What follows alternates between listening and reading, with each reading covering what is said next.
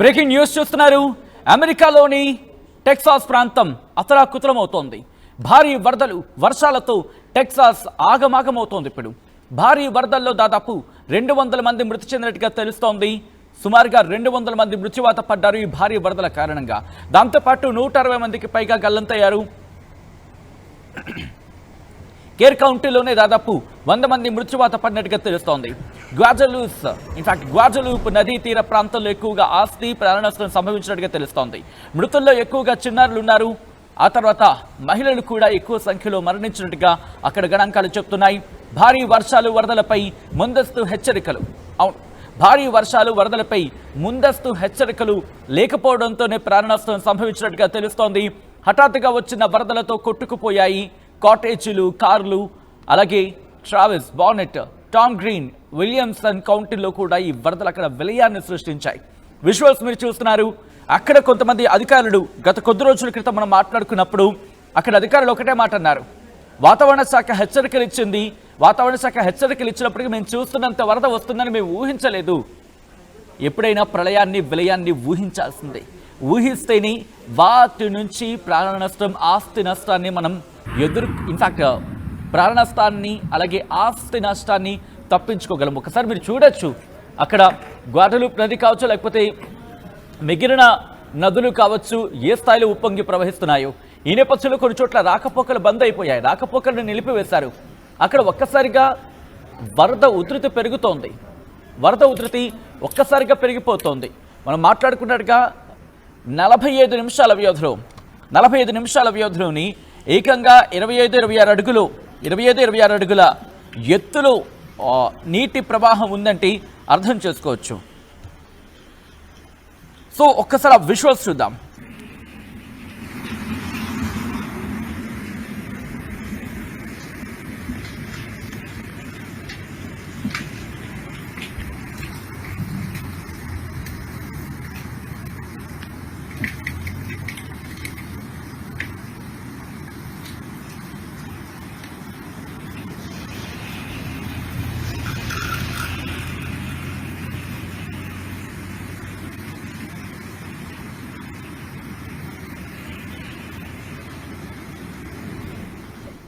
అమెరికాను వరదలు ముంచేస్తున్నాయి.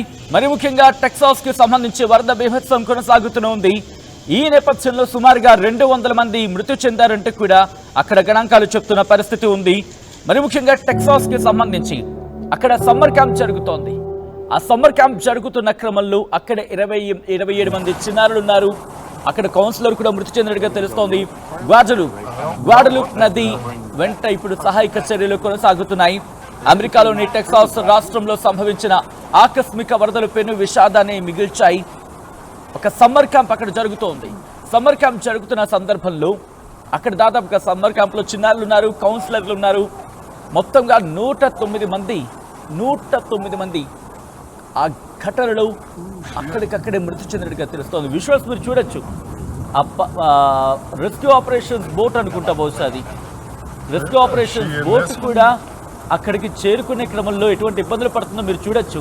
ఒక వ్యక్తిని కాపాడిన సందర్భం. ఇవన్నీ కూడా వరదలకి కొట్టుకొచ్చిన కార్లన్నీ కూడా వరదలకు ఎక్కడెక్కడి నుంచో కొట్టుకొచ్చి ఆ చెట్ల మధ్య ఇరుక్కుపోయాయి.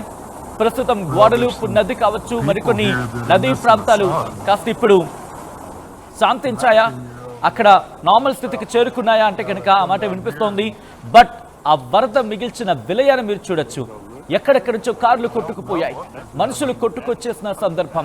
కొంతమంది అయితే, ఒక మహిళ మనం చూసాం కొద్ది రోజుల క్రితం, ఏకంగా 35 కిలోమీటర్ల మేర కొట్టుకొచ్చేసి అక్కడ ఒక చెట్టు దొరికితే ఆ చెట్టుని ఆసరాగా చేసుకుని ఆ చెట్టుకి అక్కడే ఉండిపోయింది. ఆ చెట్టుని పట్టుకొని అక్కడే ఉండిపోయింది. తన ప్రాణాలను కాపాడుకునే ప్రయత్నం చేస్తుంది. మీరు చూడొచ్చు అక్కడ టెక్సాస్లో వరద ప్రవాహం ఘాటికి, అంటే పైన ఆ విజువల్స్ మీరు చూడండి. ఎంత కలప కొట్టుకొచ్చిందో, ఆ కలప ఎంత కొట్టుకొచ్చిందో మనం చూడొచ్చు. అంటే చెట్లు కావచ్చు, లేకపోతే కర్రలు కావచ్చు, అక్కడ ఏ స్థాయిలో విధ్వంసానికి గురయ్యాయి.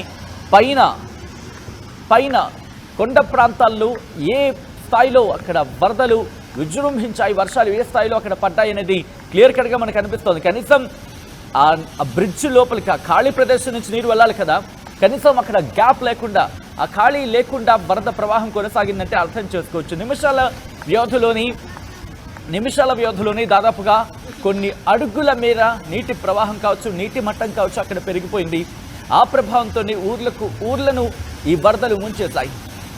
సాధారణంగా అక్కడ ఆకస్మిక వరదలకు సంబంధించి అఫ్కోర్స్ ఆకస్మిక వరదలు ఎక్కడైనా సంభవించే అవకాశం ఉంటుంది. ఒకసారి లెఫ్ట్ సైడ్ విజువల్లో చూడండి.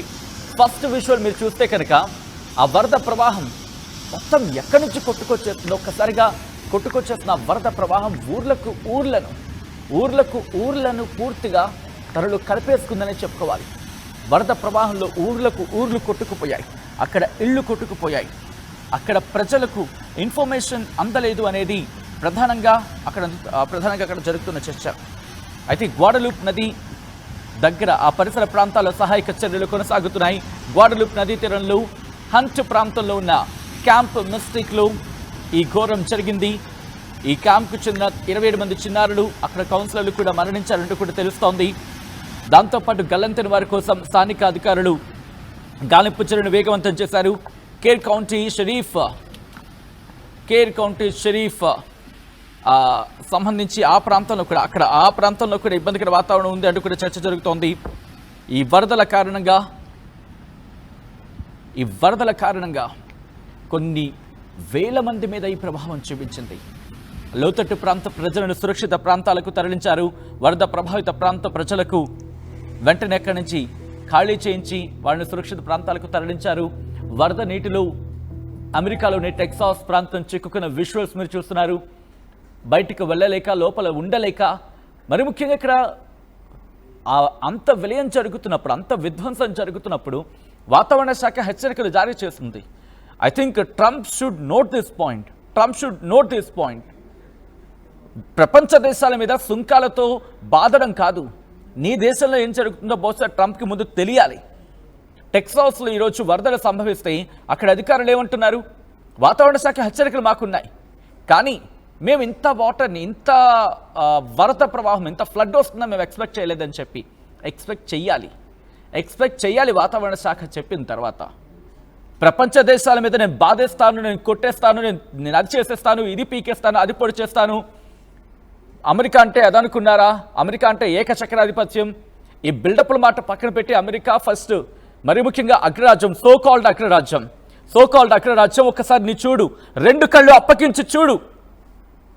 టెక్సాస్ కొట్టుకుపోతోంది. టెక్సాస్ ఏ స్థాయిలో అక్కడ ఆ దారుణం జరిగిందో చూడు. ట్రంప్ చూడాలి, ఈ 2 కళ్ళు ఎక్కుపెట్టి చూడాలి. ప్రపంచ దేశాల మీద కాదు. నీ కోపం, నీ ఆగ్రహం, నీ చిరాకు, బ్రిక్స్ మీద బ్రిక్ వేద్దామని ప్లాన్ చేసుకున్నారు కదా, అది కాదు. తర్వాత ప్రపంచ దేశాల మీద పడేయడానికి బోల్డంత సమయం ఉంది, సందర్భం ఉంది.